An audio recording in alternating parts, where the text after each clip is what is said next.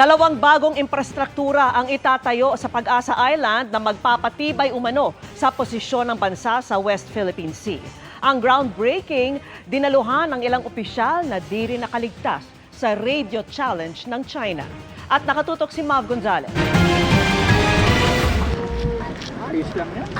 Papunta pa lang ng Pag-asa Island, sinalubong na ng radio challenges ng China ang grupo ng mga senador, kasama ang Defense Secretary at Mayor ng Kalayaan Group of Islands. Napakalapit na pala ng Subi Reef na inoccupy na nila at nilagyan po nila ng naval facilities and pangdigmaan, facilities na pangdigmaan.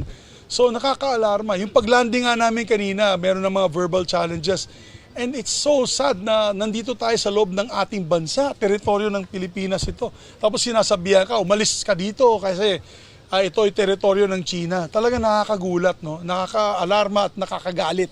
Pagdating sa isla, nagkaroon ng security briefing ang mga opisyal at nag-groundbreaking ng bagong Navy Barracks. 3 kilometro lang mula rito, tanaw ang mahigit 20 barko ng China Coast Guard at Chinese militia vessels. Mahigit kumulang 1 oras.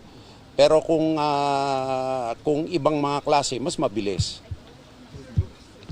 Pero dudugo ilong nila kung subukan nila. Sa tingin ko po safe sila because no right-thinking nation will attack civilians.